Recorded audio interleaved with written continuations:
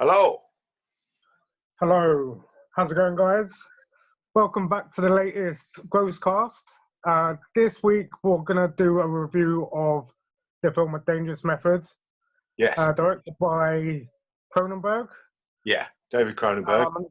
It was released about 12 years ago, roughly. I saw it at the time, although I knew less about psychology and Freud and Jung and stuff like that when I saw it. But I found it interesting. But yeah, so we're gonna have a chat about that and some of the psychology going on in the film as well. Absolutely. And I recently rewatched it a couple of times because we were going to do this. Yeah. And I must say I got a lot more out of it this time around than I did the first time. I've been a bit of a fan of David Cronenberg's, and Okay. it's no Scanners. I mean, it's quite a departure for him to make a film like this, and it's quite for Cronenberg. It's quite it seems like why would he make this? Yeah. But his normal type of films are like horror films. Is that right? Pretty much. He's done some slightly more quirky, interesting films. Like he made an adaptation of Naked Lunch. Okay. William Burroughs, the writer, and his book Naked Lunch. Well, I've only seen one other film of his, which was A History of Violence. Yeah. Well, which for me is probably in my top 5 worst films I've ever seen in my life. Okay. Why is that? It's just a precursor because I'm transferring some of my negativity from that film. Just because it was weak, it's like full of stereotypes. It's like if you wanted a Hollywood stereotype of how to make a boring film, you got a bad guy and a blonde lady. It was really dull. Like it had nothing I quite like. I mean, there's sort of his grown-up era of films. I mean, he starts departing from the horror films and stuff like that. Because his first films are all, some of them are almost the same plot, and they're kind of low-budget, trashy horror films. What's the one that is just really awful? Slither, I think it's called, where there's these sort of slug things, and there's usually some element of like body horror. But he made some brilliant films like The Fly. I think that was him, Jeff Goldblum. Really? Was that him? All right. So that's a remake. That is a remake. Okay. But his version of that film is amazing. I wouldn't have. The films I've seen of his, I wouldn't imagine he could make a film like that you like and you don't know that he did them. I watch a lot of films, but my memory for names and stuff is not great. Like I just watch the films. I don't really care who makes them generally. But good film. The other more recent. In the last 20 years, I'm calling recent. Last 20 years. Who knows? Eastern Promises is good as well. I like that one. Okay. And that has. Go on, carry on. That has Viggo Mortensen in it as well, who ends up playing Freud in this film. Okay, cool. So if you haven't watched the film, it might be a good idea to watch it before we start. Before you watch. Yeah, it's like spoiler alert. Yeah, this is going to be. We're going to destroy the film if you haven't seen it. Yeah. So, if you haven't, press pause, watch it. Get your own opinion and come back and have a watch. So I have to say my opinion's changed just slightly from the first time I watched it because a year ago, roughly, I read the book, and obviously we've been studying Gross and Jung and stuff as well. Anyway, so my understanding's a lot deeper. But I read the book as well. So is that book based on the stage play? Because there was a stage play. That this is adapted. I think it might be the other way around. So I think maybe the stage play was from the book, maybe. Okay.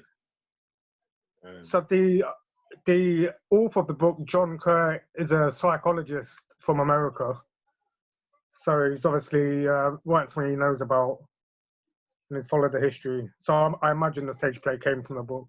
Right, and it's more in depth, the kind of the historical setting and the history of psychoanalysis. It's a lot more in depth. I mean, it's quite a thick book. It has a lot of detail. I found it a really difficult read because there's all sorts of names of people and dates and technical terms which I didn't know. So I had to keep like stopping and looking stuff up and then trying to remember who people were and stuff. But a really good, like I'd say, a difficult read, but a really good read as well. Yeah, like, really interesting. Yeah, very rewarding. Especially if you're having to go up and look up psychological concepts as well. Yeah, well, I think what the book does, which obviously a film can't have the same amount of detail, but the book gives you a great insight into the history and how things were developed. So how different ideas developed and between different people and stuff. So in a film, you really can't do that. Okay, so let's jump into the film a bit. Tell us how it opens. Okay, so it opens with Keira Knightley in a stagecoach being taken to the hospital in Zurich. How did you say it again? I say Bergholtzy. Bergholtzy. Any Swiss people out there, let us know. It might just be me. I'm English. I'm bad at this stuff. So she gets dragged into the hospital as a mentally ill patient, Sabina Spielrein. She's a wealthy Russian Jew. So she gets sectioned, basically. Is her mother involved in having her admitted or something? I think she talks about her mother. In real life, quite possibly. Yeah. I think her family was paying for her treatment and stuff like that. And she's hysterical when she's having to be carried in there. And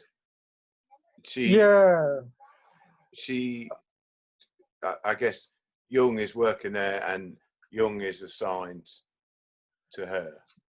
Yeah, so I think at the time you had Eugen Buehler was the director of the hospital, and then Jung was basically the second person under him, like the most important, potentially. I always struggle with that name, but I should just remember Ferris Bueller. I should just say Bueller. Bueller. What a great film. Bueller. I'm going to do a review on that film. What a great film.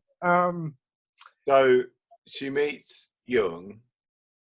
So the first proper scene, so you have the introduction of her being dragged in. The first scene is them having a psychoanalysis session, if you like. Well, he kind of introduces himself. He has a lovely manner, like a very calm, caring, kind of doctorly bedside manner, I suppose. And from the outset, he's explaining how the therapy is going to go. And I think she says something like, "I'm not mad, or something." And she's got this. I mean, she's kind of contorted. She's got kind of contortions about her and sort of physical. There's a couple of things about the scene. So one, you've got, like you said, Jung's introduced as a very genuine doctor who cares and has been very professional. And then you've got Keira Knightley, who's doing all this contorted stuff. I'm not a fan of Keira Knightley. Well, when I first saw the movie years ago, I thought, why is she acting like that? But people... I can tell you why. Right. She's a terrible, terrible actress. Terrible. Well, I would disagree. You disagree? Come on, man. But... but I'm quite interested in the physical contortions, which definitely get addressed in the film, but they're obviously an aspect of the neurosis, And I think it's quite lifelike. People do, maybe not in, people, that does happen to people, and it's kind of an expression of the kind of not liking. I don't disagree with that. I just think her portrayal was really bad. You've got I was just saying, like, you're getting paid a lot of money for this, right? Like, is that all? I know you have a pretty face, but surely you could do something. Is that you're imagining the director going, "Is that what you're going to do? Is that it? Is that what I paid for? Like, bend it like Beckham." No, that was good. I thought it was brilliant. We'll agree to differ. Okay, well, I'm glad we disagree. We disagree. Yeah. I think in the beginning of the first part of the film, she was particularly bad. So all this contortion stuff and pretending to be mad, really bad. And then I think as the film went on, she kind of settled down a bit. But she gets more healthy, and as she gets more healthy. Yeah. So I think it's an important feature, and I don't think it should be overlooked as an aspect of how neurosis can express themselves. Neurosis, and I think especially in terms of the history of psychoanalysis, but back then there was a lot of talk about neurosis rather than other stuff, and particularly with women, they're all just mad because they needed to have sex or something like that. Right. So she kind of betrays that a little bit. She's just like some crazy woman, and it's not really developed too much, I don't think, in the film. But yeah, and so Jung starts treating her, and they have this very. I mean, they don't pull any punches. They go straight in, with quite a grueling session that she has with Jung, where she reveals that her father abused her, and she's kind of fighting to get the words out. Well, it's that she enjoyed it, right? Or she enjoyed some aspects to it, and that's why she's so contorted and she can't get it out. This is the revelation, and obviously that's the revelation, and that's the repression. So yeah, and obviously in societal terms, this is a horrific bombshell that she thinks she's revealing, and but we can talk about why that might happen to somebody, and it really there's an aspect here of formative sexuality in people, and their relationship to their parents, and the parents are the primary, supposed to be the primary caregivers, and they're also, when you're a child, they're your entire world to a degree. So when you're a very small child, for sure. Yeah. So this is how they inform all your subsequent relationships, because this is how you learn about sexuality, and also, and this becomes I suppose confused in Spielrein, because there's the attention that she wants, like a loving father, is not there. So she makes an attachment, a kind of sexual attachment, which is any attention is good. So even abusive attention is attention, and there's a kind of attachment to that abusive attention, because the child is in need. Yeah. And so it's probably quite common, but in different ways. So like, having any sort of sexual feeling at that sort of age, she was talking about being 4 or 5 or whatever, it's probably quite unusual. But then you'd have that sort of impact maybe come out in a different way. Well, it's developmental, let's put it that way. And obviously, even this is still a taboo. People would like to imagine that, you know, people's sexuality pops out of nowhere at a later date, you know. Yeah. So she makes this revelation, and I think one of the other things about the film, we'll get back to what you're about to say, is so Jung gets her to sit in a chair facing away from him. Yeah, it is an illustration of different techniques and setups in a session. And I think from the book, it sounds like that's pretty much what happened as well, is playing around with that sort of stuff. Yeah, and Freud famously had his couch and all that. And I don't know if this is an attempt to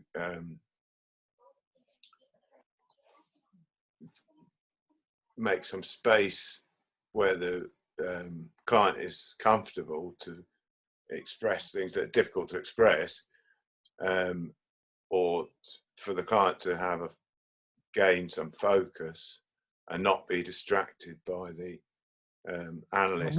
Maybe a bit of both. Yeah, or even to avoid kind of transference issues and that sort of thing when they're in a very vulnerable state. I don't know. I mean, they were obviously trying lots of things out.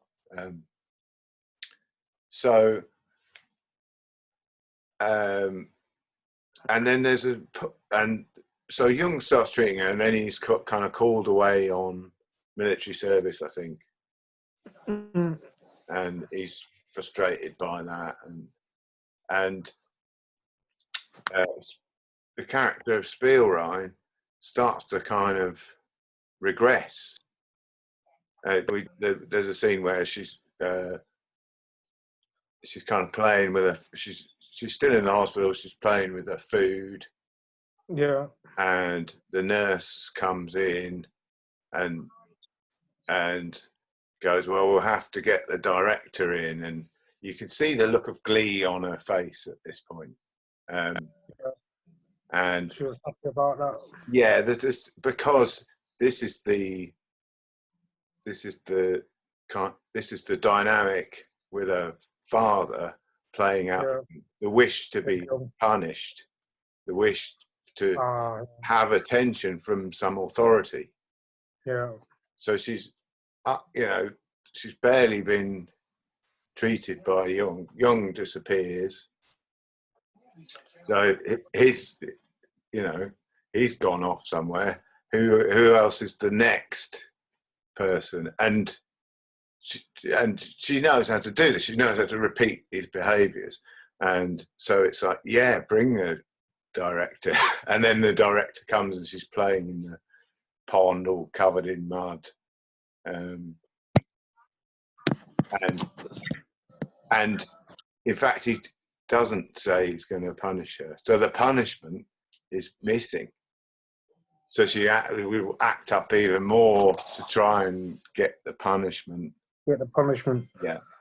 But how did you find her acting in that pond scene where she's covering herself in mud? Well, it's perfect. I mean, this is the thing. I don't know if I'm watching it and enjoying it because of it's a really good illustration of. Yeah. I don't think I'm watching it in kind of movie terms. Like, is this a great movie? So you're watching it more for the topic and stuff. Yeah, I'm really enjoying the fact that these are really good illustrations of different psychic processes. And, well researched and also I'm fascinated by the interplay of Gross, Jung, and Freud, and also the time. Just because you can read stuff by them or look at some of their work, but setting it actually seeing it in a kind of historical setting. Yeah. And quite near the beginning as well, like near the beginning of their development. Yeah.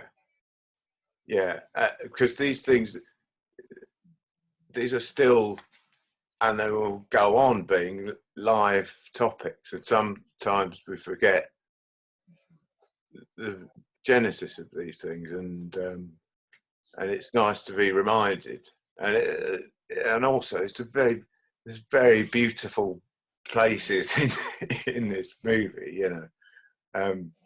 Like I think we're gonna disagree a lot about this film. Right. I think. Okay. We're gonna disagree a lot about it.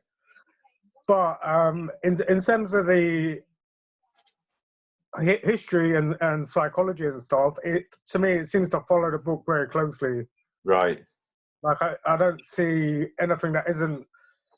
Some things are slightly wrong, but it's only for visual reasons or cinematic reasons. There's nothing that's really ultimately wrong. Obviously, they can't have the detail, but it seems quite accurate, at least in compared to the book. Yeah. So, yeah. Okay, so let's move a bit more through the film.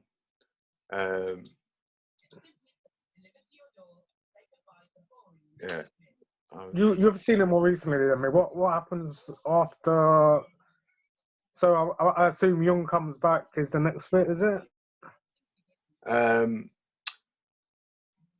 Well, he does get, yeah, Jung comes back, and I think he's very, he sort of says, "I'm back," and Spielrein's curled up in her room, facing away from him, and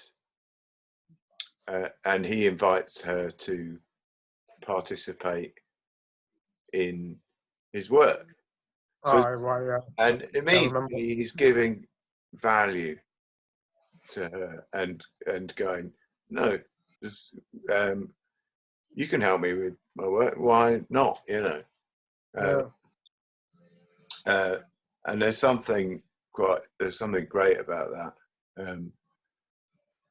And then we move on to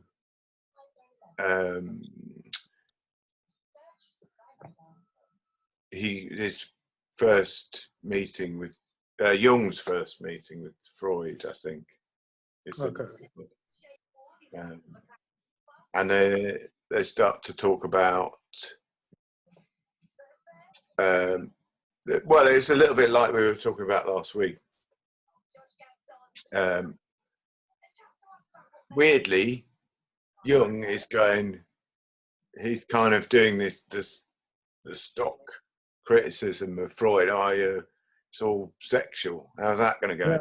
Yeah. You know? Which is kind of what Freud does. That is trying to manage the wider view of psychoanalysis, and Jung is talking about maybe changing the terms, referring to the libido instead, as he's piling down us loads of food, which is kind of like a nice little metaphor. Well, it's interesting, and I guess this is like, so the main film's all about conflict, right? So the main conflict in the film as it develops is between Jung and Freud and their differences. Yeah. And I guess that's the start of it. There's several conflicts. Yeah. You know, there's a conflict in Jung himself.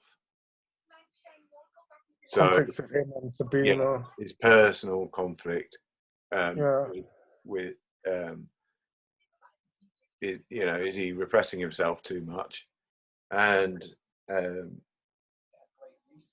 there's the conflict of Gross with his father, which is mentioned, and there's also there is a conflict with Jung and Spielrein towards the end, as well as the fight between Jung and Freud. Let's cut to the this kind of is related to that. So let's cut to the scene where they're in the cafe, and it's nice to see the cafe because we're always hear about this kind of from the Viennese cafes. These kind of, I don't know where the cafe is. Maybe it's in Vienna, He is with Freud at the time. Yeah, it's in Vienna. I looked it up to see where it was. Yeah. It's kind of weird because I've been to Vienna and I've been to the coffee shops. But before I went, my expectation was completely different. I was expecting a slightly less grand, humble, slightly dirty coffee shops where people hang out and chat. And they're like these grand places with like amazing cake and a palace of gold. A palace, yeah, and you know, and back then when these people were meeting, all there with their top hats and suits on, talking about revolutions and stuff. Yeah, I just like, it's not what I expected. Like in my mind, I was like, man, like a like some, like an Amsterdam cafe, you know, but without the smoke, just with coffee, man. Maybe the odd little nip of whiskey, I don't know, but I expected something very different. Right. So, but it's great they had it in the film. They are quite an amazing buildings. Yeah. And part of the history of Vienna. And they let Gross in, even in his state, you know. Well, like, apparently it was Gross's thing, wasn't it? It was the coffee places. So I can't speculate as to who was paying. Yeah. Well, maybe he was like the free entertainment, you know, like you're in a band. Sometimes you don't get paid, you go and play. They give you a beer. Yeah. He'd go in there, talk shit, and they'd give him coffee and cake. Maybe it could be something like that. Yeah. So they're in the cafe and it's Jung and Freud talking. And I think this is quite an important theme because Freud is talking about, he almost has a premonition of aspects of their work being rejected. And this is where he's arguing from. I mean, earlier on, we had Jung trying to do this, trying to manage how psychoanalysis is seen in the world. Yeah. And also the extent of its reach as well. Is it something for everybody? Or is it for people who need it? What's the kind of limit of it in society? And Freud has a sense that their work will be rejected in some way, just as on an individual level with patients, there might be resistance from patients. Yeah. And I think managing psychoanalysis was actually like such a massive part of it. Like Freud managed the I don't know if you call it a movement or the subject matter. Yeah. And then Jung did the same. They completely managed it. Yeah. And this partly to suit themselves, but you know. And it's always under attack for similar reasons, you know. It can be under attack for going, this is you know, partly because people don't want to do the work. They don't want to look inside themselves. They just want to it's scary. doing what they're doing, you know. But also, like, it's 110 years ago, roughly.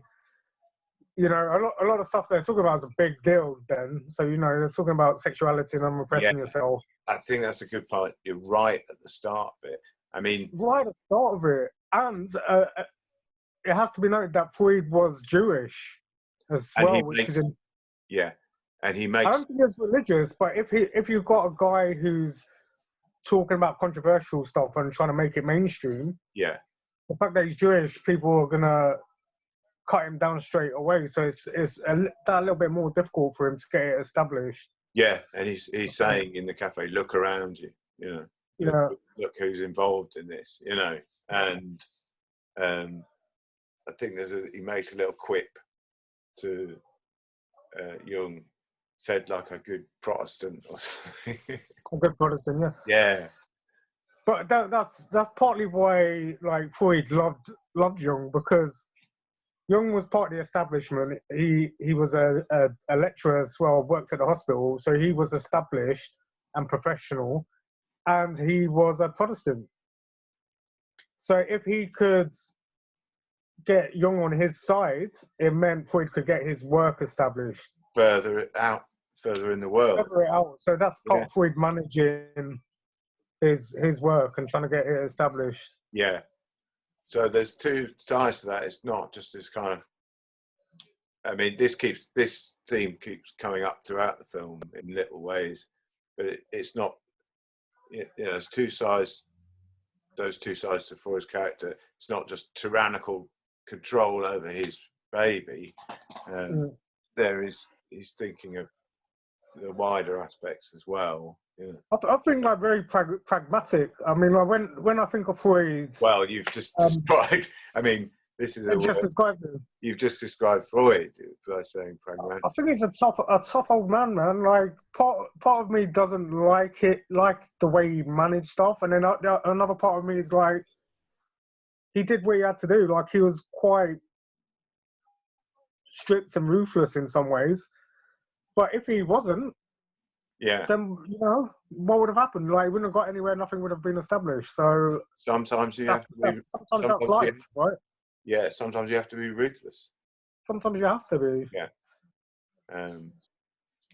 Okay. So, do you want to talk slightly about their acting before we move on to anything else? Or are you okay? I really like it. I mean, Jung's character is super likable.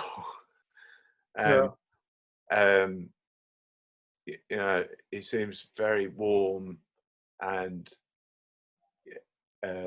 genuine. Yeah. And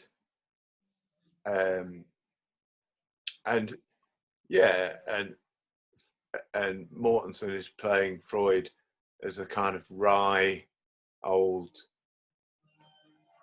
He kind of looks the part, right? He kind of looks like Freud. He holds himself well. He's got a certain ambience. Yeah. I quite like his portrayal. I wasn't going to talk about this, but there's lots of smoking in it. And a cigar is just a cigar. Yeah. Says Freud. But there's a bit where they're arguing about, because Jung starts the film by calling it psychoanalysis with no O, and then when he meets. Oh, I missed that. Did he? When he meets Freud for the first time, psychoanalysis. Freud says no, psychoanalysis.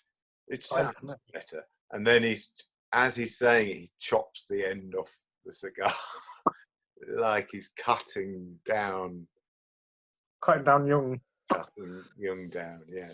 It's beautiful. I mean, it's just brilliantly done that. Well, I like the portrayal of Freud, I have to say. Jung, I think he's a good actor and he plays the part well. There is something that really annoys me about him, though, and it's not him, he has the English, like a really posh English accent. So he's portrayed as this white knight. And as part of this good guy, he has the posh English accent. He's a nice guy. He's a doctor. He's a posh English guy. He's not an English guy, is he? Where's he from? Switzerland. Yeah. He's in Austria. Where's his accent? Yeah. So Sabina is mad. Yeah. She has an accent. Otto Gross is portrayed as mad. He has an accent. Yeah. Jung and Freud have an English accent. Because they're the heroes. So in terms of filmmaking, the directors decided the good guys have to have a posh English accent. Okay. And that pisses me off. They're not set in England. They're not English. And posh English people aren't fucking nice just because they got a posh accent. Well, isn't the standard Hollywood trope posh English accent that denotes the villain? I mean, that's usually what happens. Well, if they cackle, maybe. If they cackle, but just well-spoken English accent, that's the villain. If they're in a sea of American accent, so in a sea of Americans, maybe. Yeah. Like, anyway, I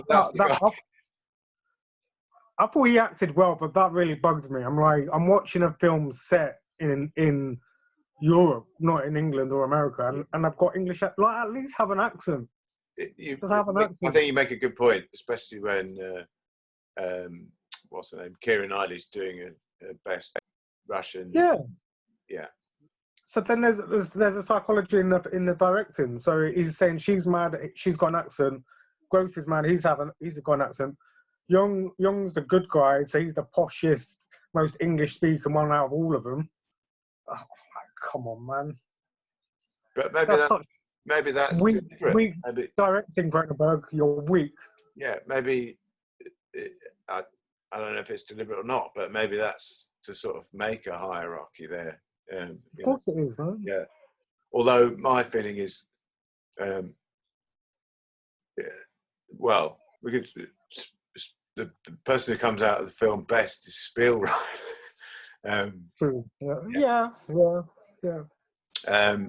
Okay, so let's talk a little bit about archetypes. There's a scene where Spielrein and Jung are on a boat, and there's a lot in this scene. And they're talking about there's archetypes in this scene, there's synchronicity in this scene, there's the contrasexual is suggested in, actually that's in the later scene,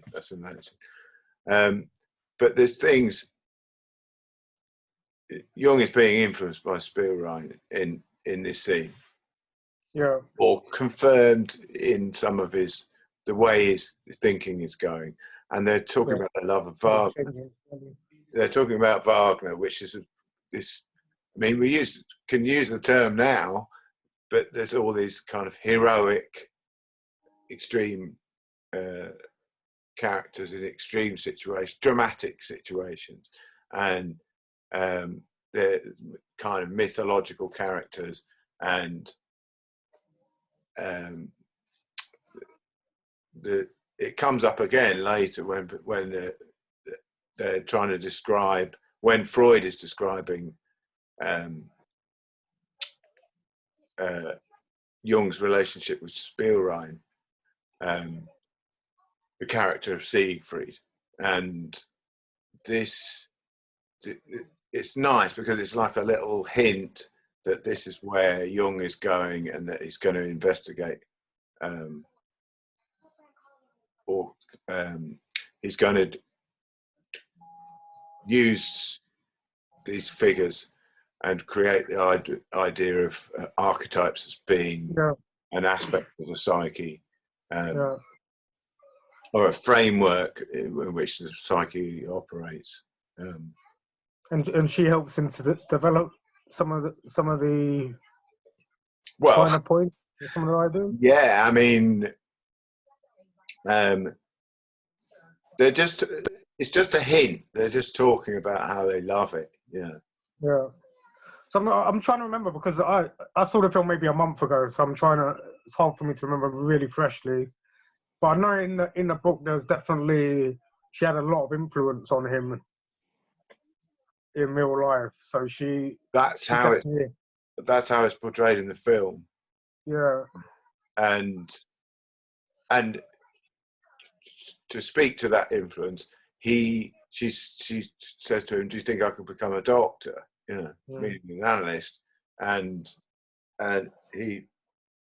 she says something like,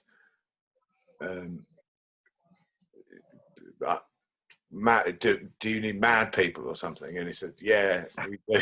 Yeah. And that's, not only is he supporting her, which is really nice,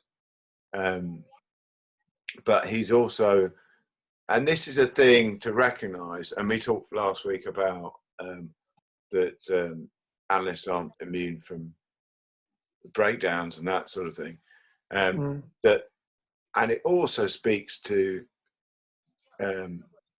is psychoanalysis for everybody, or will people want to go through it? She's a person who is going through it, and often it takes people who have kind of suffered a bit psychically to create the drive to want to help themselves. Whether she's committed in the first place, but she does the work, You know, he wants to Yeah, make herself she's better. made the choice. And it might take Wants to some be kind helped. and it might take some kind of extreme trauma to drive somebody to want to do that, to make that change in their life. Yeah. Yeah, and then it gives her an insight as well as, like, it has to be said, she was already a very intelligent, educated person from a rich Russian family. Yeah. But then she's got the insight from her own treatment and her own behaviour. So she'll have an insight other people won't have. I mean, they make reference to the fact that she's studying all the way through the film. Is she studying before she's I can't remember in the first place? I Is she in the middle of her studying at that point? Do you know? She might have been. She might have been. I can't remember off the top of my head. Okay. Well, let's move up a bit. Move to Gross, because I mean, he's the reason we're here. Gross, man. Yeah. We love you guys. So the first kind of image, well, let's just say that there's an introduction from Freud to Jung of Gross. He's saying he makes. I mean, there's lots of letters, and they make this reference in the film, but there's a history of letters between Freud and Jung, and so Freud writes to Jung and says, "Will you take Otto Gross on as a patient?" But he also describes. Was that Gross's first scene in the film? Maybe it was. Well, while this letter's being read, we just see Gross in a field taking cocaine. Taking cocaine. Yeah. That's the first thing we see of him. It's a good introduction. He's got like a big pot, like a big vase full, you know. And so Jung does take Gross on as a patient, and this begins there. They must have. I think they met. They knew each other before that, because they had the psychoanalysis congress. Right. Maybe the year before. Okay. So they knew each other from there anyway, and then I think historically, from what I've read, Gross might have been his patient 3 or 4 years before that anyway. So right. So they definitely already knew each other. So this is kind of a contraction for the purposes of the film. It's a big contraction for the purpose of the film. Yeah. And we see Gross in Jung's consulting room. And initially he's wandering around, going through the drawers, looking for drugs. Like really casually, like. No, I mean, it's brilliantly done. Just no, please can I take these? Just help himself wandering around. Also not really that sneaky either. He's just like, let's have a little look. Like, okay. Yeah.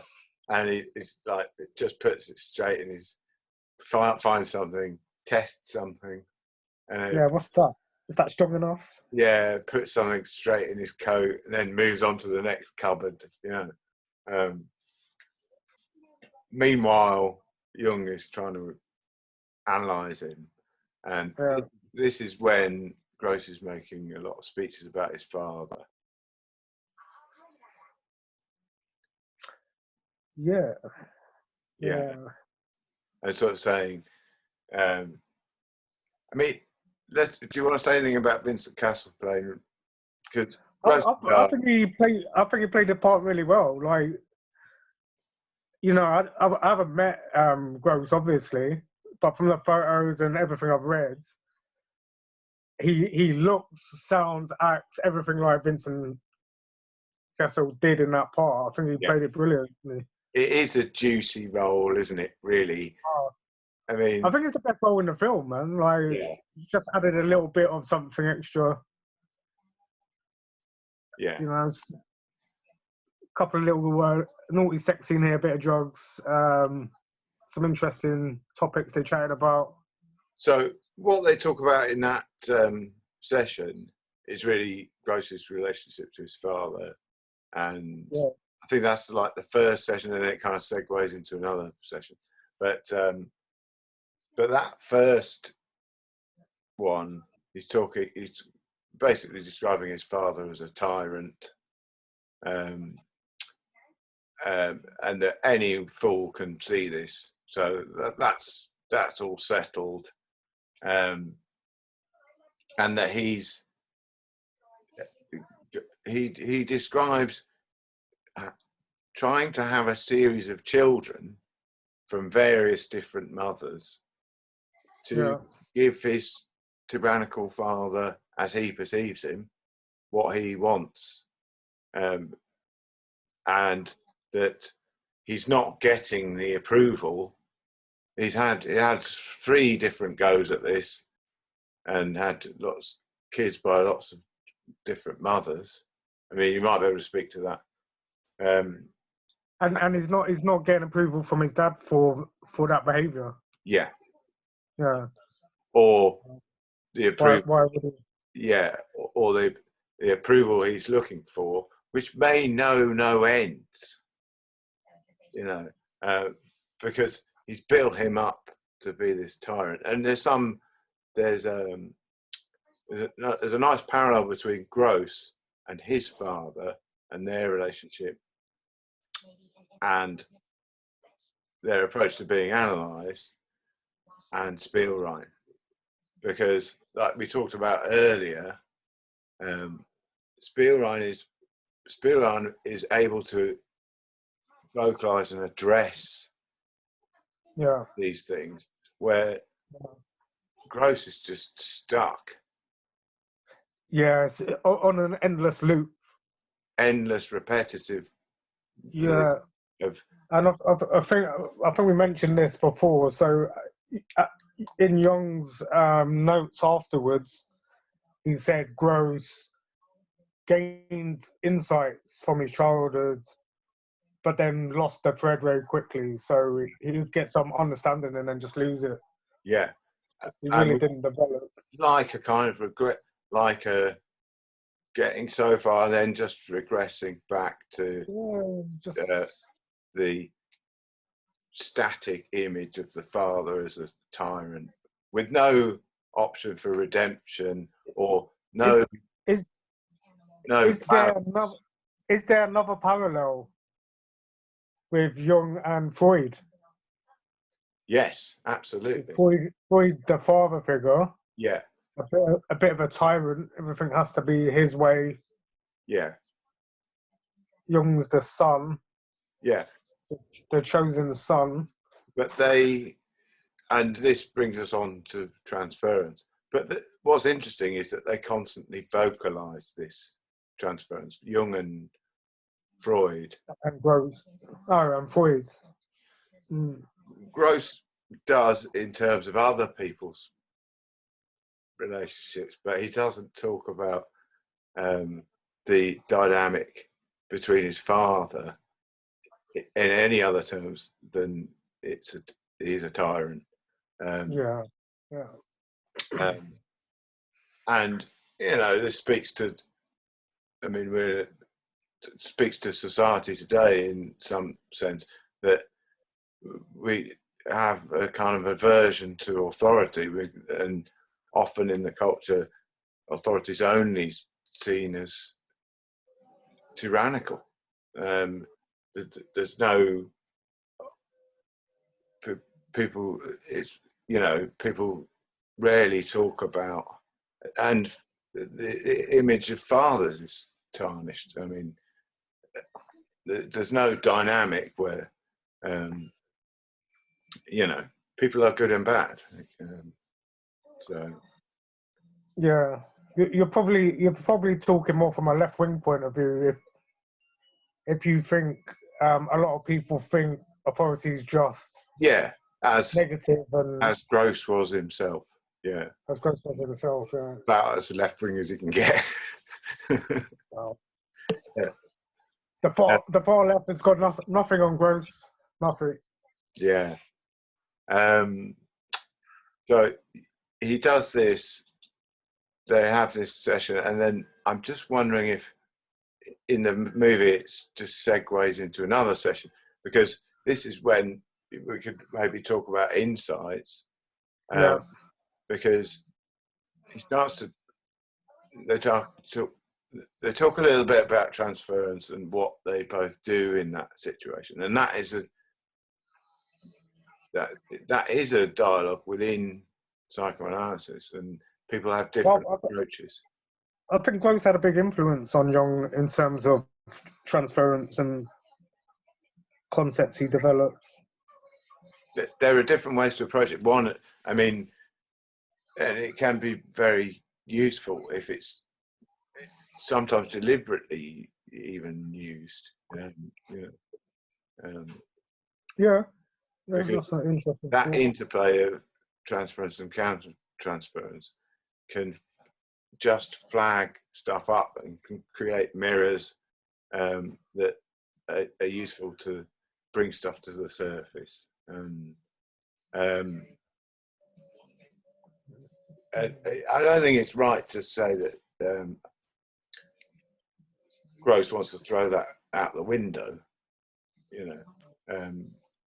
but he has a different approach to Jung, and this is when we get to them talking about.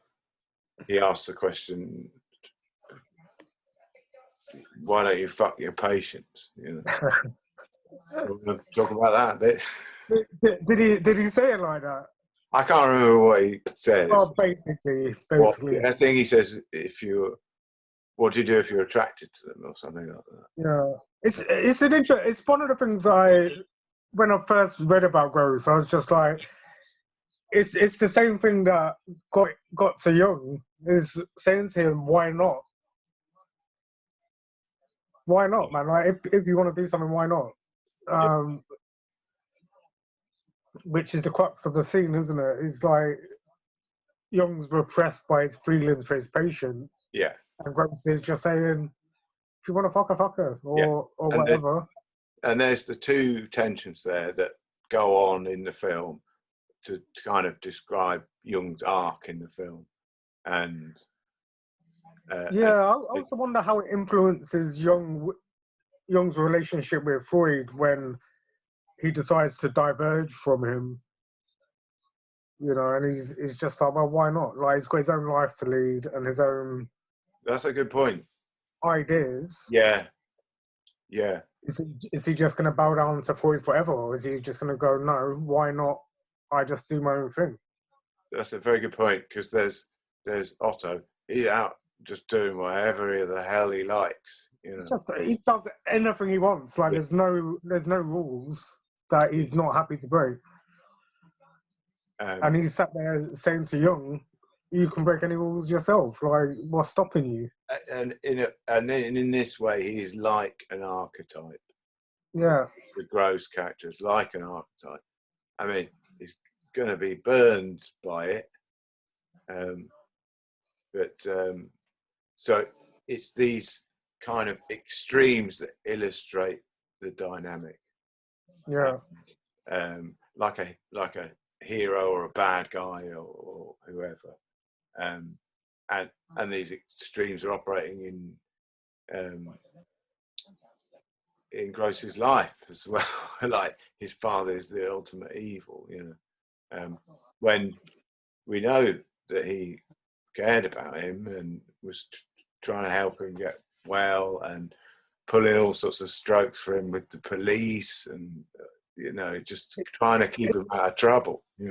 It's kind of hard to understand completely, because, like you said, from what you hear from Gross, is his dad is doing all this stuff and it's all bad. But then when you think about some of it, you're like, is he just being a dad trying to look after him? And where's the line where not quite right? It's hard to know. And for Gross, he's inflated. There's this inflated.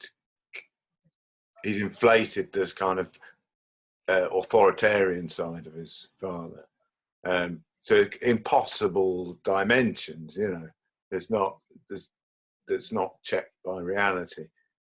It's very hard to know without being there to really get a proper sense of it. I just kind of feel like, so his dad Hans was in touch with Freud and Jung when he was in the hospital, and he obviously wanted him to do well. So then you're thinking, is Gross like a 14, 15-year-old, like, piss off, Dad, leave me alone? Well, you know, we were talking. We were talking earlier about the sort of need for approval. Yeah. Gross goes through both, seeking. He tries both ways, acting up and conforming. Yeah. So in his earlier life, he's following in his father's footsteps, and he's trying to be he's into the psychoanalytical field. But he was a doctor, so he obviously studied. He must have had a lot of discipline and structure at one point. Yeah, and he's very bright. Yeah. Okay. Do you want to talk any more about him kind of this suggestion to Jung that he just starts something with Spielrein, basically? I think only in general terms, in that it seems to me you've got your Freud lovers and your Jung lovers. I think Jung seems to have more of a following these days. But part of his history and his development as a person probably comes back to that moment. So there's influences in his work from that situation, but also his relationship with women. So he goes on to have the affair with Spielrein with Gross's influence. And then he has mistresses ever after. So there's a lot of direct influences on Jung's life right from that very situation. Yeah. Both personal and work related. Yeah. So yeah, maybe that's. And it's, in some ways, there's an personal exploration there, because his relationship with his wife is quite. I mean, we don't know what. I don't know. Maybe maybe he did write about his wife. But in the film, he describes the situation with his wife in I forget the word, but it's more. This is like more of a performative relationship that he is getting something from and having a family and that sort of thing. But maybe we'll talk about the end, because it kind of comes up at the end. Let's talk about Spielrein making the move, because there's a fascinating conversation there, and where she brings up the concept of the contrasexual. So, Okay, and what's that? Which is something that Jung would run with, and this is the idea of sort of within us we have. This is quite a complex idea, because often, because we're using similar terms like masculine and feminine, we mean traits when we say that. We don't mean genders necessarily. Yeah. So Spielrein says something like, isn't there something in a man that is a bit like a woman, and vice versa? Yeah. And this is quite a complex topic, but or shouldn't there be? Because Spielrein has made the first move, and Jung says something like, shouldn't the man make the first move? You know. I love a woman who makes the first move. Brilliant. Yeah. Yeah, fantastic. And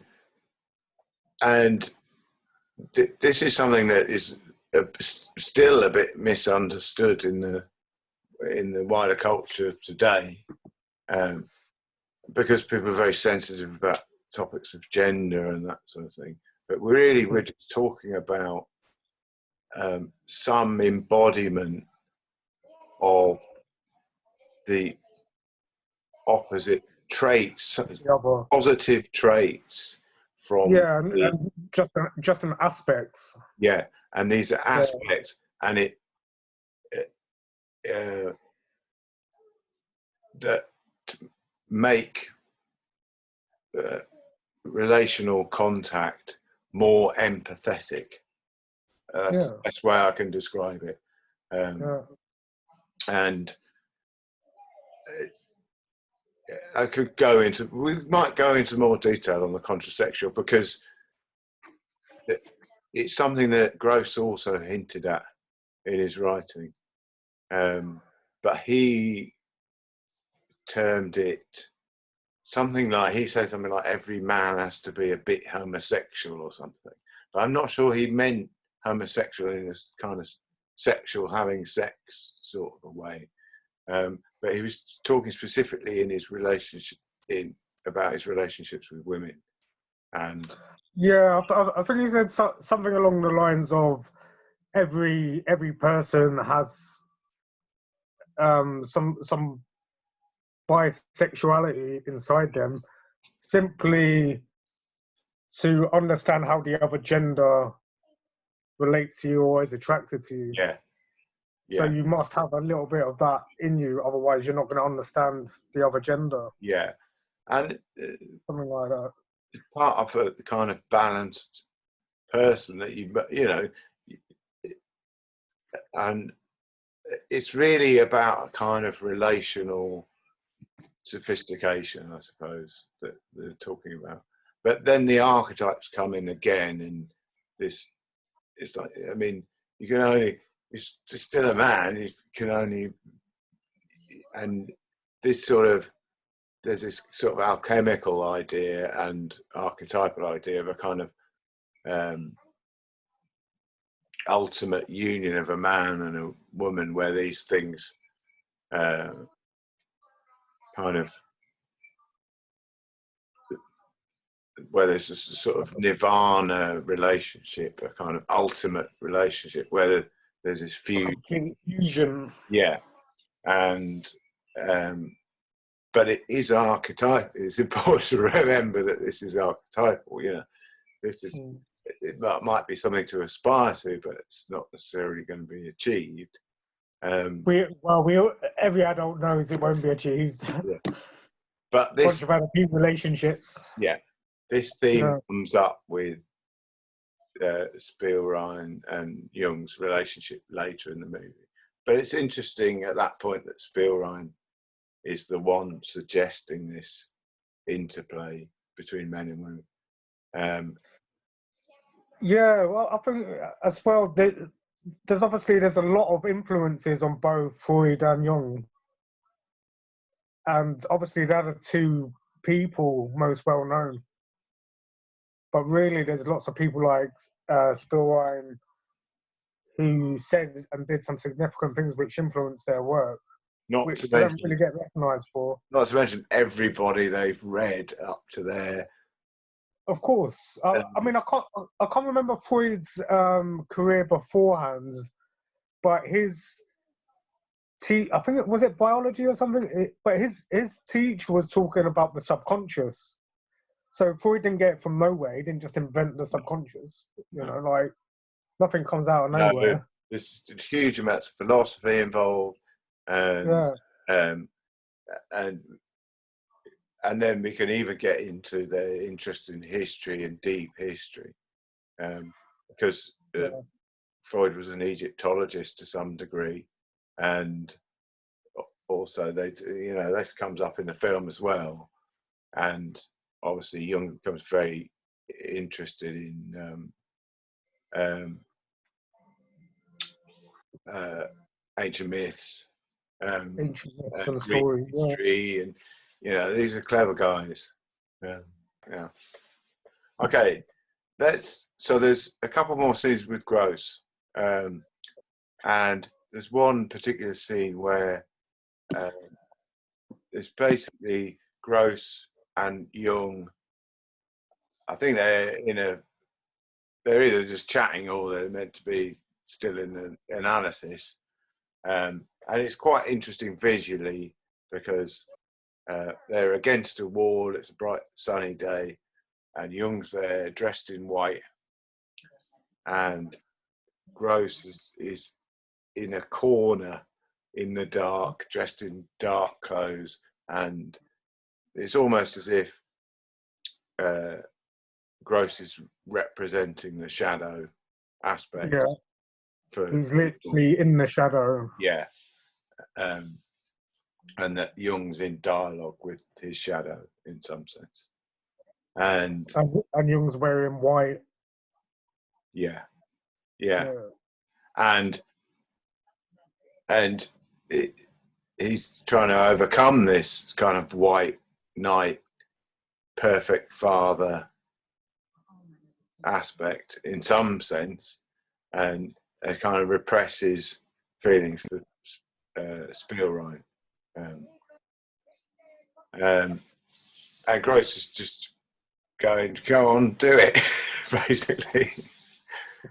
So like visually in that scene, he's literally the shadow and the devil. Yeah, he's he's like a little crouching devil. Yeah, a little golem. Yeah, the shadow dark and messy, and Jung's wearing white and he's all clean cut and in the sunlight. light.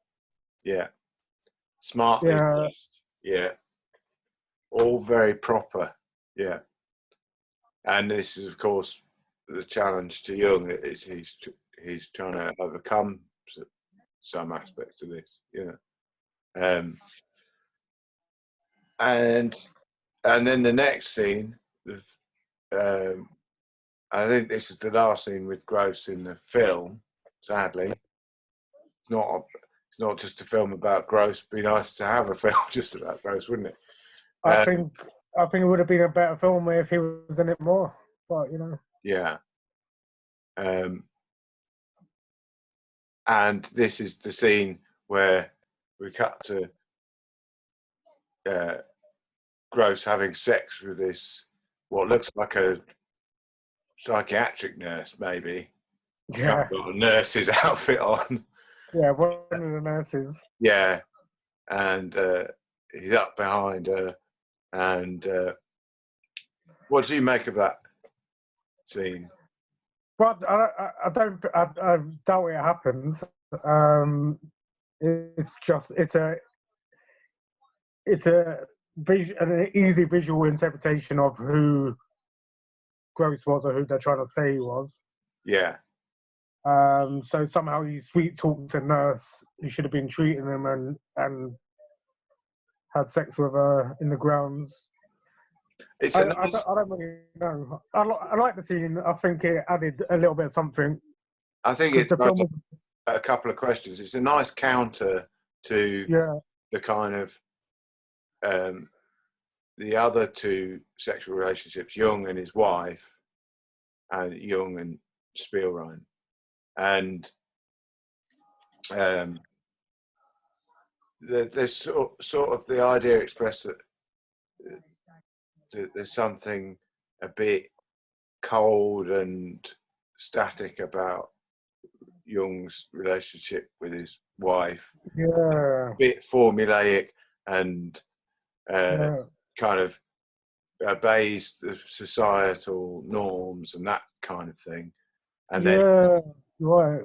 So he's got both aspects, hasn't he? He's got like the traditional marriage, which is really structured and kind of preordains, like you're fulfilling stuff you're expected to do. Or duty. I think the word duty comes up at some point. Maybe duty. And then we have Jung, Gross, uninhibited, and I think he says something like, "Thanks very much, love. I needed that," or something. And and then Yeah. goes up a ladder, and And presumably disappears to escape the hospital, or in the sunshine. yeah, and go and find the next woman, you know. So even with Jung and Spielrein, it's all complicated, isn't it? It's all like, should I, shouldn't I? And then there's all different aspects to their relationship. There's a kind of characterization of the gross version of sex as just the satisfaction of the base desire or the base sexual need. And Just something simple and animalistic and fun. Yeah. And obviously there's something to be said for that. And it's an argument to make.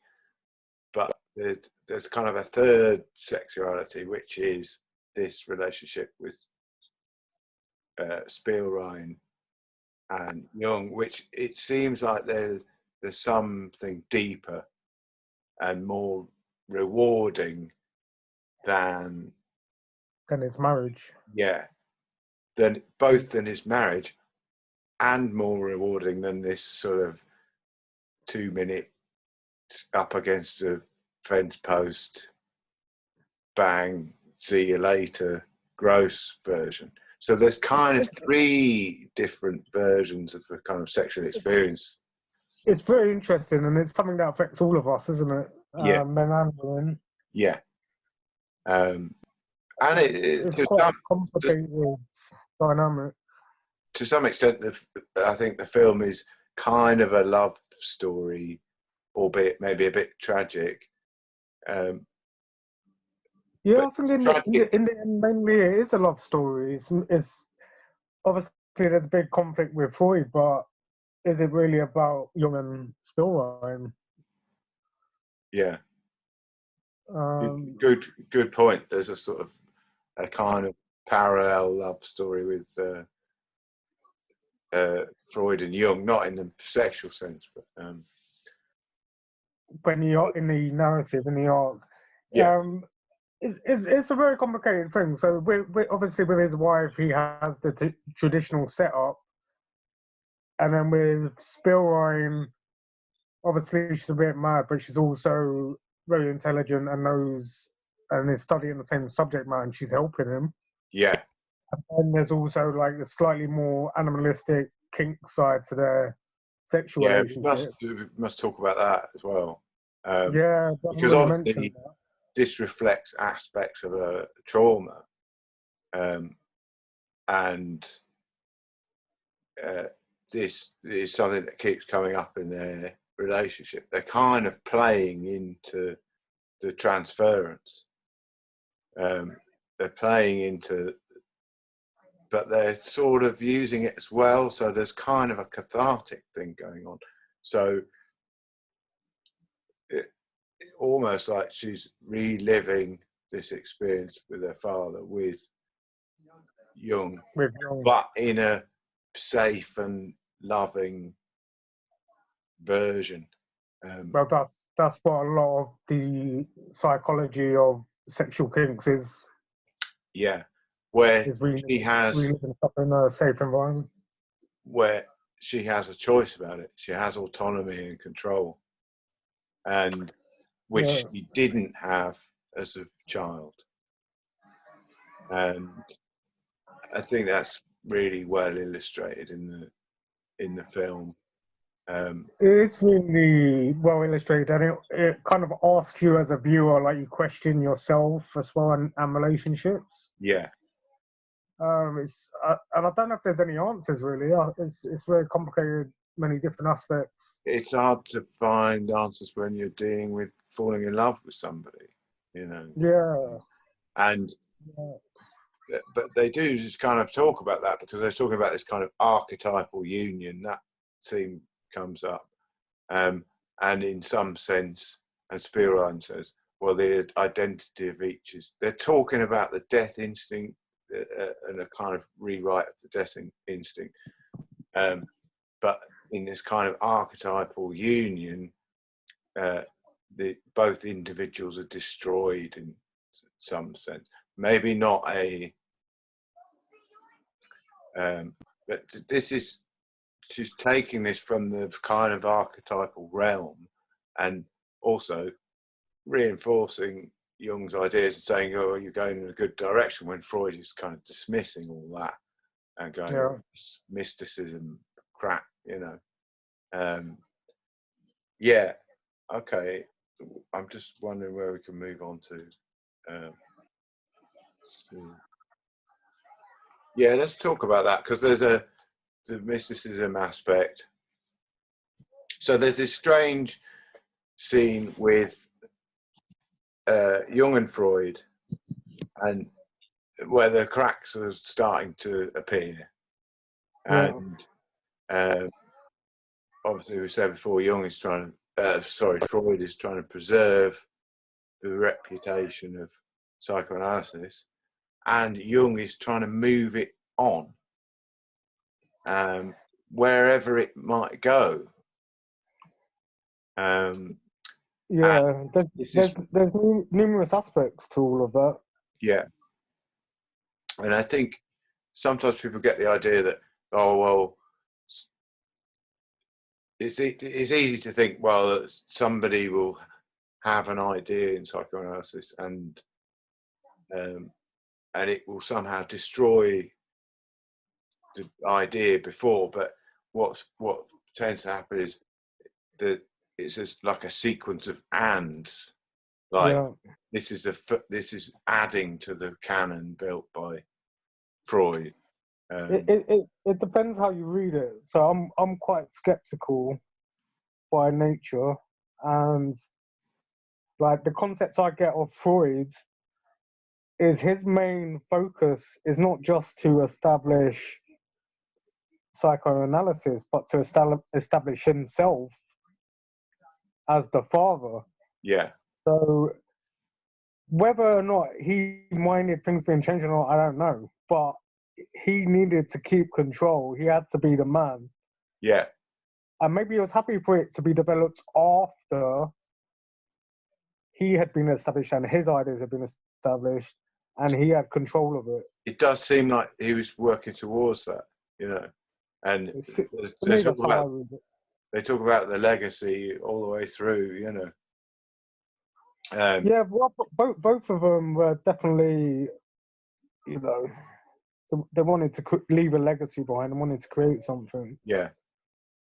What do you make of that scene when they're sort of? It's a beautiful, scene. You've got you kind of, I don't know which room it's supposed to be, but it's Freud's room, and there's all these kind of archaeological knickknacks everywhere, and it's one of my favourite scenes, I think. Yeah, and Freud is railing against what he calls mysticism, because it sees the direction that Jung wants to go in,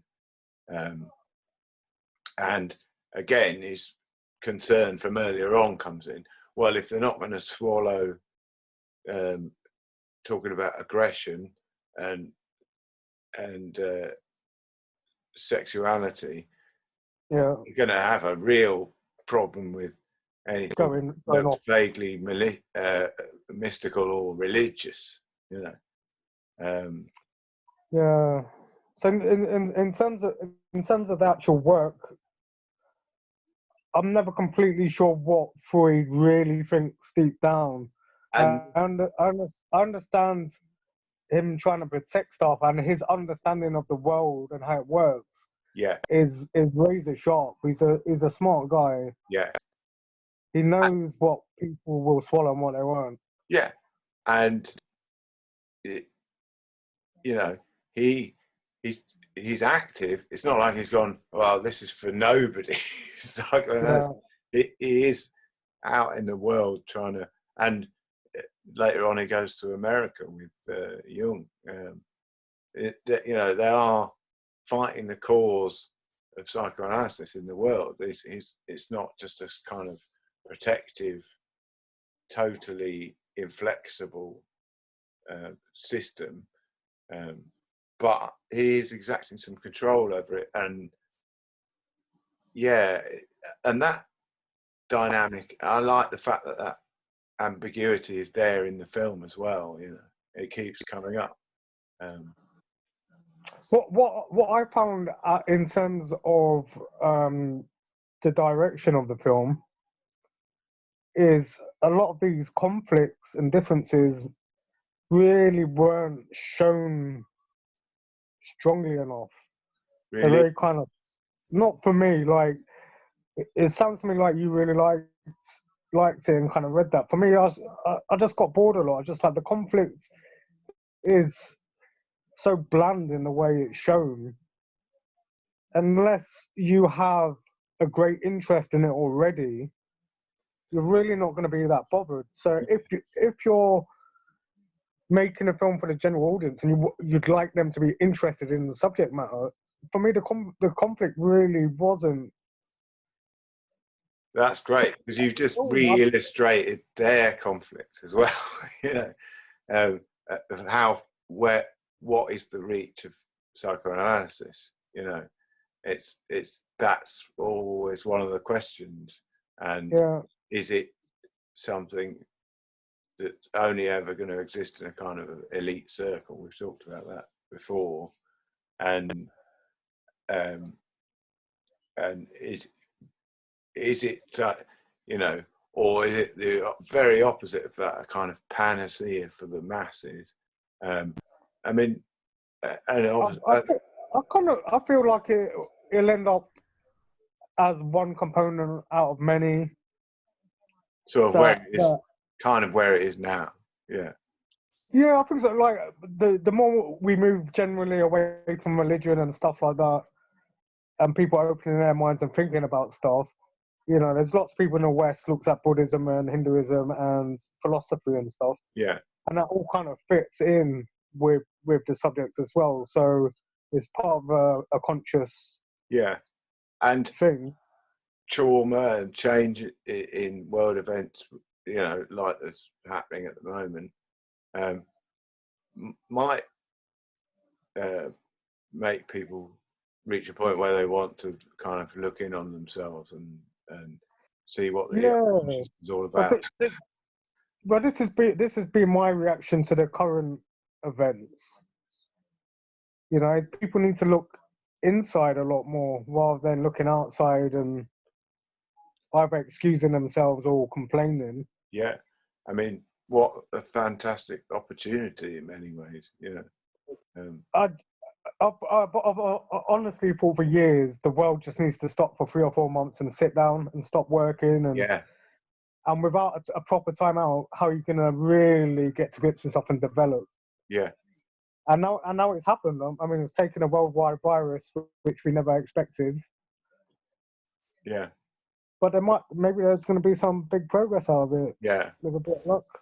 And I think these guys were all in their own way. Those three, Jung, Freud, and Gross, were all interested in this, in their own version of that. You know, and they're at a sort of cusp point in history as well, poised just before the First World War and the Russian Revolution and things like that. Okay. So there's this business with the and Spielrein. I'm not quite sure in the film there's this thing about the anonymous letters. Do you remember this bit? To Freud. Well, Freud, it first comes up with Freud says, there's a rumour going around town that you've been seeing one of your patients, you know. Yeah. And Jung denies it. They're on Jung's yacht, which Freud looks really uncomfortable and he's like squashed into the yacht. And he's got all this kind of city stuff, like his hat and his cane or whatever. And he doesn't look comfortable on the yacht. And this is the yacht that Jung's wife has bought him. You know, his wealthy wife. Oh, let's digress a bit, because one of my favourite bits in the film is where during the first meeting between Jung and Freud, and it's funny, man, where Jung says something like, "Well, I don't have to worry about that because my wife is extremely wealthy," or something like that. I'm very fortunate that my wife is extremely wealthy, and then so he totally downplays this, and then Freud says he downplays it again. He goes, "That is extremely fortunate," you know? And it just Isn't makes it? me laugh. It's extremely fortunate, you know. It's like a double. What's the word? Understatement, you know. But Yeah. obviously, he was extremely lucky to have a wife with lots of money supporting him in not just financial ways as well. And anyway, they're on this yacht, and Freud says, "There's a rumor about you and Spielrein, going around town, you know." But it's not clear to me who is supposed to have written these anonymous letters. I suppose it's Spielrein. Yeah, I think Spielrein did write to Freud a couple of times in real life, and brought up issues with Jung. Yeah. Which I think he dismissed. Yeah. From what I can remember. Because Jung is trying to break it off, and say, "Look, because you'll just keep wanting more. You're imprinted on me as this kind of father figure, and you'll just keep coming back." And there's lots of ways to think about that. One is that he's using his position and authority as an excuse, and as a barrier. Yeah, and suddenly he's not valuing Spielrein to know what the difference is, you know. Well, I guess maybe like because the thing with Spielrein became quite a big deal, it wasn't just a fling. He had to make a choice between his wife and staying with her or not, and his reputation as well. So yeah, he took the cowardly way out and made some excuses. Yeah. But in the film, it's made quite clear that he was in love with Spielrein, and it's the thing is as well. Like, I've been thinking about it. So the book is even more clear about their relationship. There's quite a lot of depth in it. But then you wonder, how does the guy who wrote the book know? Like we read the book as facts, but there's going to be lots of stuff missing from the book that we don't know about. Yeah. Or stuff that might be hearsay. Like, how do we know really? Yeah, and then this weird dynamic happens where Spielrein is kind of, she gets Jung to write. She uses Freud as an intermediary. Yeah. Again, the kind of judge of the psychoanalytical circle, the great father, and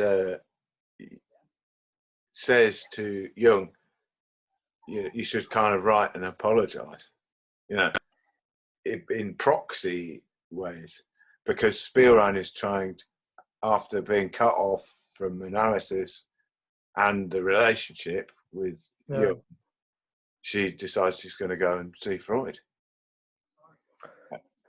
Yeah, and Freud rejects her because he believes Jung. He believes there's nothing going on there. Yeah.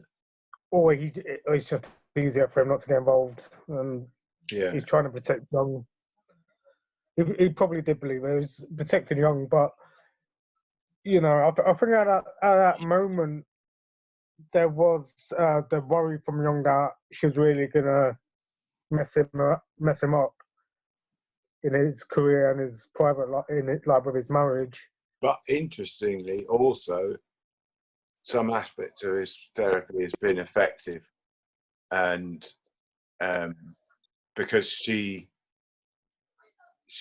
takes charge of the situation, and she has the balls to go in there and go, I need an apology from you, you know.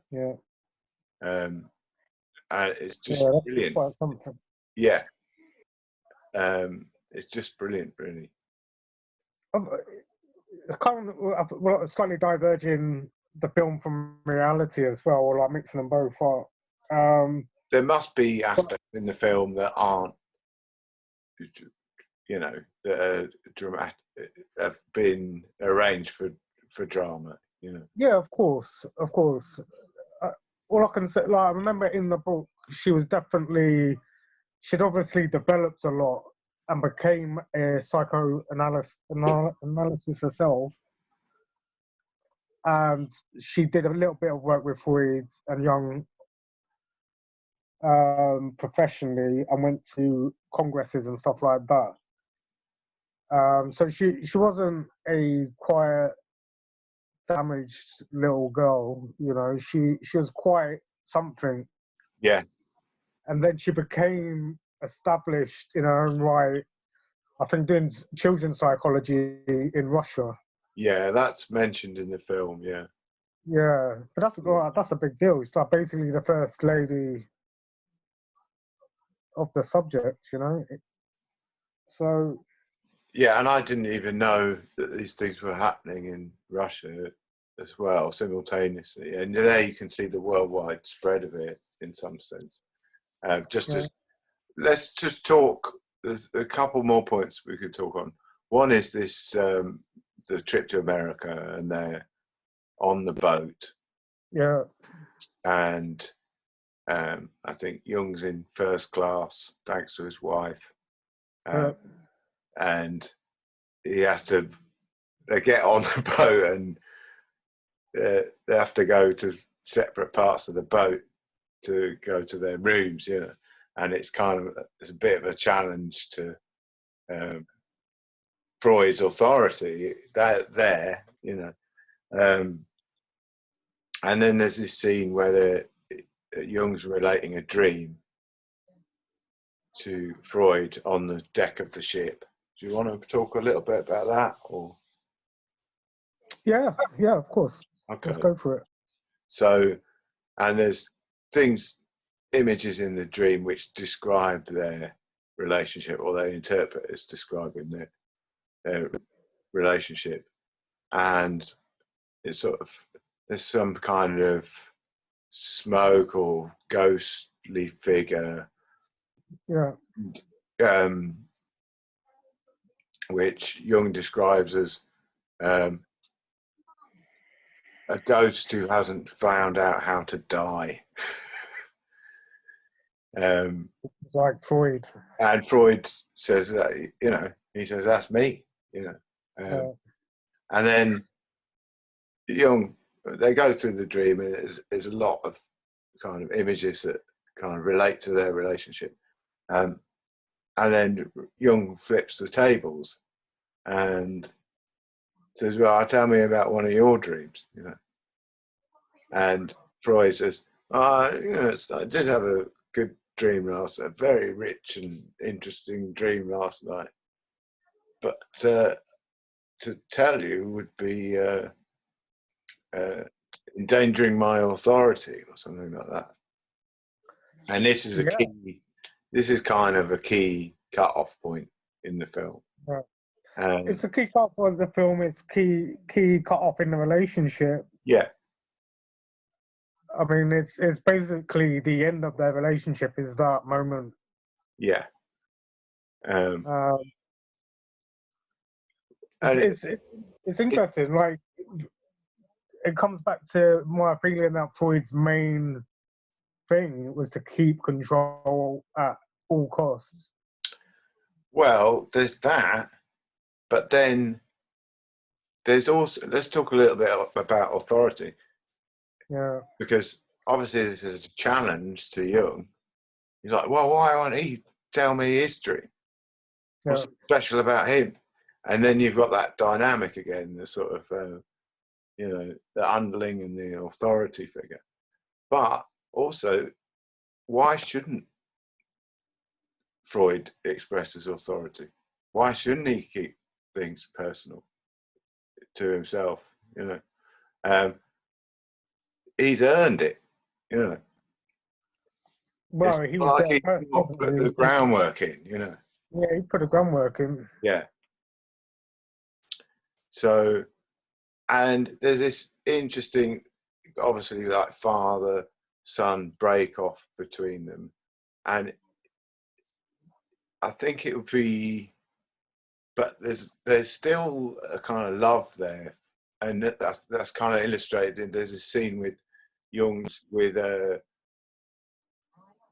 Freud in his office after they've been writing to each other to sort of break off the relationship to some extent.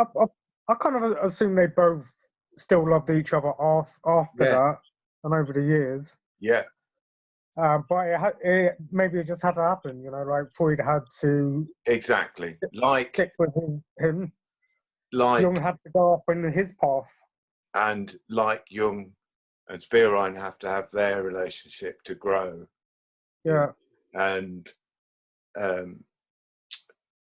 there's this scene where he's got Jung's picture, and then he's going to take it off the shelf and put it in a box, but before he puts it in the box, he kind of holds it to his heart and then puts it away in the box with some of the letters, and it's nicely symbolic, puts it back into his subconscious,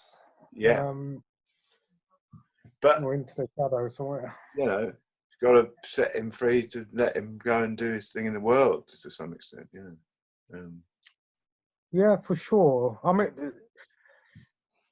they definitely had to diverge anyway. Like Jung's kind of mysticism stuff and even Christianity stuff, it just wouldn't have worked with Freud anyway.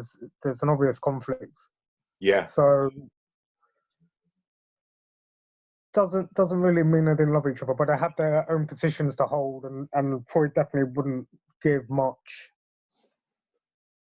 to anyone. Yeah. Yeah. He gave more to Jung than anyone else, didn't he? So yeah. In as much as there is a successor, like they talk about earlier, Jung is the successor. Yeah. So there's two interesting things in the film. So there was, I think they talked about the successor in person in the film. So after Gross disappeared over the wall, Freud said to Jung, "Yes, now you're the chosen one. You're the successor." Yeah, and something like I thought he was going to be the guy, and I think this happened in real life, but it was a letter. There's a lot more letters in real life than the film, obviously, because you can't really film letters endlessly. We'll make a great film. One of the characters has to read it while they show you a picture of some leaves or something. Yeah, it's not really going to work, is it? Like, who wants to watch that? So I think it did happen. So that was noticeable because, like, a lot of people won't know who Gross is, right? And then there's this bit in the film where he's saying, because he's gone off. Yeah. You're now the chosen one. So he's saying Gross was on a level with him and in consideration. Yeah. And then I think, if I'm right, there was another moment that he said something about being Jewish as well, which I only noticed the second time I watched it, but it's kind of like a throwaway remark. And I don't think most people would pick up on it.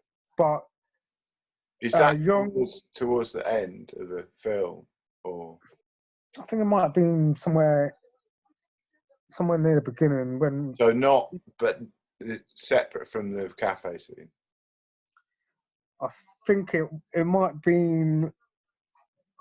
It might have been a cafe. It might scene. be during the dinner, because when they're talking about the terms, and they're talking about the libido, and it could have been. So like one of the considerations I think a lot of people will miss is Freud wasn't established in the same way as Jung in terms of professionally, and he was also Jewish, so he had more constraints of what he could do and how he could be established. Yeah. And he couldn't be so wild, and the subject matter already was out there for the time. Yeah. So he was very constrained. Yeah, but that's also weird, because there's also a reference to,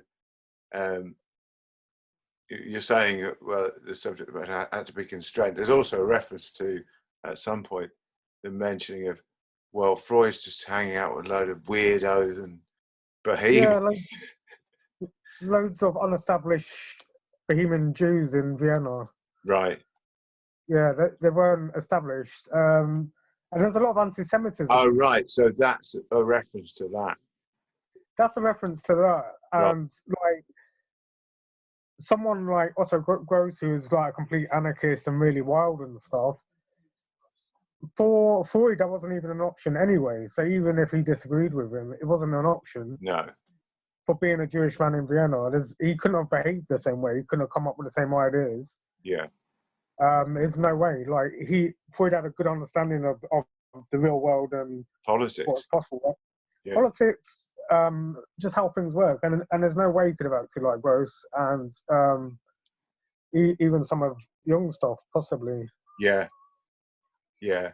And there's this emphasis on reputation, on behaving professionally, and that kind of thing. Well, it's just, we're nearly at the end of the movie. There's this, we get to the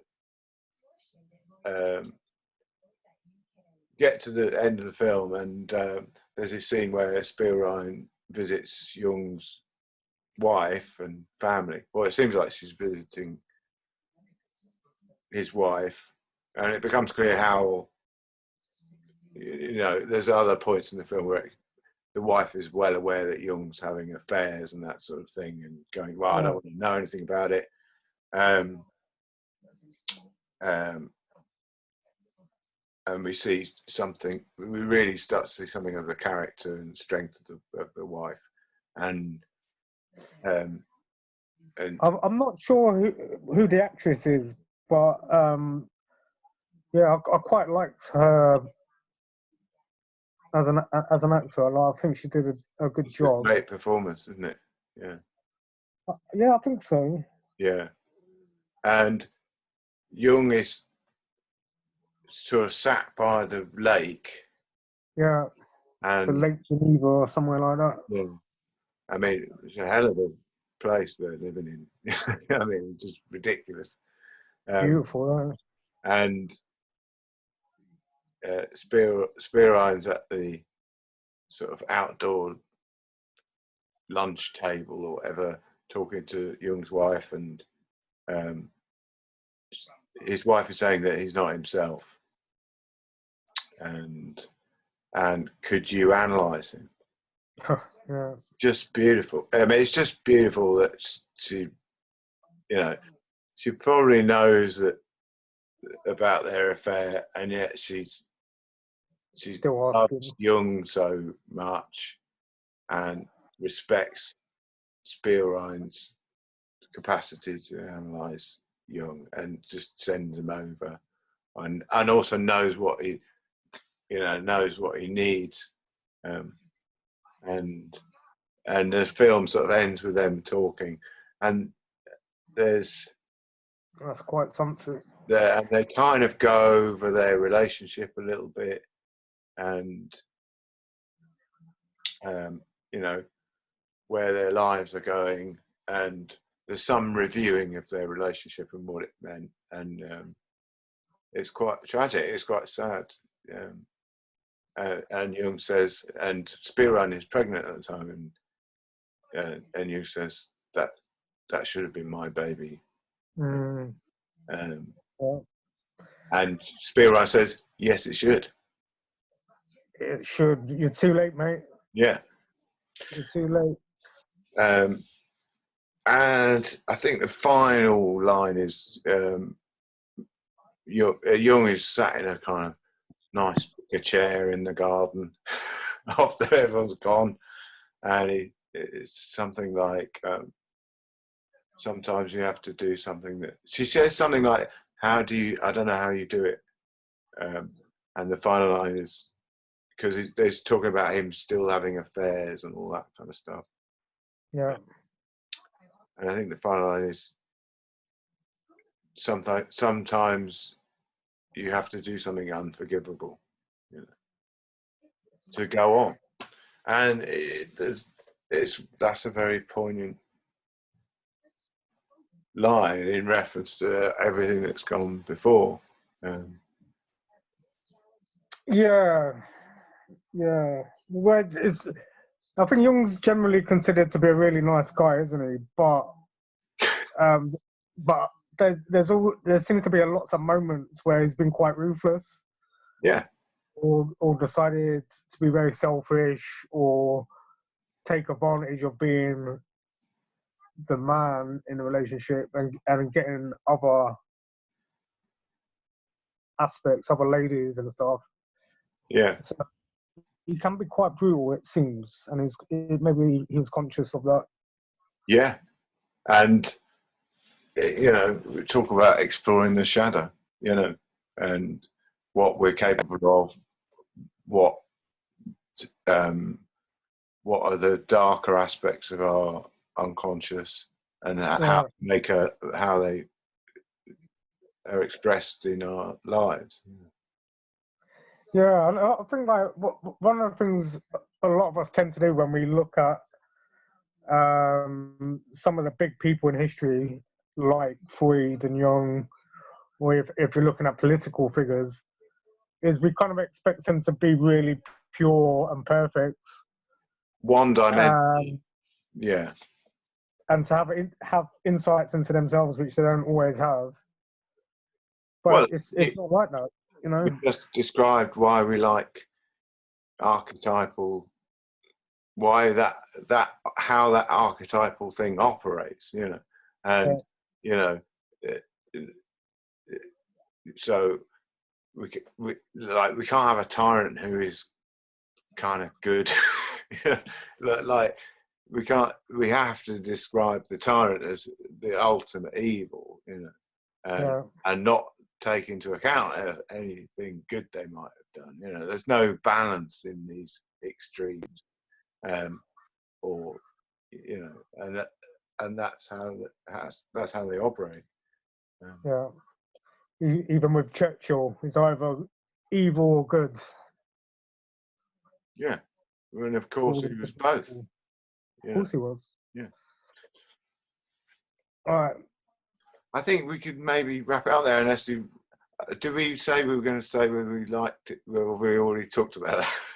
I would like to do like a 1 minute closing critique. Okay, go on. And I might counter. Yeah, and then you can counter it. Quite clearly, we've seen the film completely different, which is brilliant. I'm glad we do. So what I would say is, so I first watched this film because Otto Gross was in it. I wanted hopefully to see a bit more of him, but I was very pleased with his character and the acting. I thought was brilliant. But the film on the whole, I found didn't have enough conflict. So there's conflict between Jung and Spielrein, Jung and Freud, but it's just not visually. There's nothing there. There's nothing that makes me interested. So a lot of the time, I just switch off during the film. Right. So now I'm talking more about the technical sides of stuff. So the way it's filmed as well, in terms of the lighting and cinematography, I find really boring as well. It's like a TV film. Like everything's really clean, well lit and crisp, but bland. So the film is set in Vienna and Zurich, and yet a lot of it is shot inside houses with a green screen in the window for a lake outside. can you get anywhere more interesting and beautiful than Vienna or Switzerland, man? Like, take the camera somewhere and film real places, man. Like, visually, he could have made it really interesting. And for me, he didn't. He just made it like a TV film. He took a lot of shortcuts. The amount of green screens is a bit of an embarrassment. Like, the whole boat scene is a green screen. I was just really disappointed, man. Like, there just wasn't enough conflict and there wasn't enough integrity in the visuals. If you compare that to Freud Investigates on Netflix and how amazing Freud Investigates is with the visuals and the subconscious and stuff. Yeah. Like, the gap is huge, man. Yeah, we should talk about, at some point, we should talk a little bit about those two Freud, because it's weird. Suddenly there were two Freud detective series came out at the same time. Almost at the same time. Yeah, I see what you're saying. And this film can look, I think when you're describing like the lighting and stuff like that, it could be considered quite clinical. It seems very clinical to me. And photography, or as I said earlier, I'm too wrapped up in the subjects. Yeah. I've been looking at both, and I studied filmmaking as well. So a lot of stuff is very obvious for me, like the lighting and the green screen and stuff, and I find it very jarring. And come back to Jung having the posh English accent again, stuff like that. For me, it's very noticeable. Yeah. So you see that as clumsy, right? Is that clumsy, do you think, or? I just think it's boring and lazy, man. Right, like, lazy, yeah. It's lazy, man. You've got a really interesting subject matter. There's nothing artistic or poetic about the way it's been filmed. Right, so you could have added, you're saying that they could have added dynamically to the story with cinematography and setting and cinematography, location, yeah, all sorts of stuff, even camera angles, all sorts of stuff. But the way it's filmed was like just any old TV film, and then it relies on the subject matter. But the subject matter kind of gets lost slightly because the film is so bland in the way it's been filmed. Right. And you'd prefer like more kind of visual, symbolic guides than there are. I'd like a lot more visual, symbolic guides, a lot more delving into the subconscious. There could be weird stuff going on. So what you're saying is art director didn't do their homework, or? I just think he's a terrible director. Oh, okay. I won't have that said about. He's a terrible director. I like Cronenberg. Where's your integrity, Cronenberg? Where's your poetry, man? You ain't got no soul. Like, you made a TV film out of a really interesting subject. Yeah, maybe it was a response to the seriousness of the subject in some way. I don't know. Kind of downplaying it a bit. Yeah, or he's wanting to make a quite serious movie, and he's leaving a lot of that stuff when there's no reason that a serious movie shouldn't be artistic, you know. Yeah, it could be. Like, it's opposite. You've got Keira Knightley in the film, right? So they're obviously aiming for a mainstream audience if you have her in the role. So then the whole way it's filmed and shot is aiming at your average audience. Yeah. So maybe that has something to do with it. I don't think it succeeded as a sort of mass market film. No, it didn't. It was really bland. Yeah. In lots of aspects. I'm glad there because it's so rare that you get these kind of topics. I mean, maybe that's just kind of, it's like, I'm glad of the small crumbs off the table from Hollywood, where something like this is seriously examined, you know. I think that's partly why I'm disappointed, though, is that I would like if the film was more successful, it would reach more people, and then more people be interested in the subject. Yeah. So that's why I find it slightly disappointing. I'm just like, man, if we just made it a little bit more interesting. Yeah, again, we're up against what Freud said. I mean, it's like, well, how interested are people really in this? Sure. In wanting to do the work, or they'll do anything to avoid looking at themselves. That's very true. Yeah. Most people avoid looking at themselves, don't they? Yeah. Okay. I don't think I have much more to add.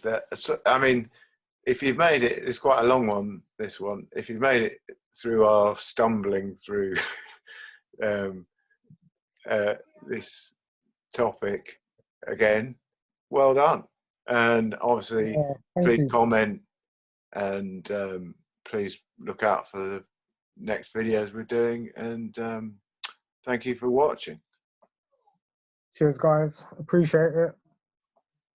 See you again. We'll catch you soon. See you soon. Bye. Bye.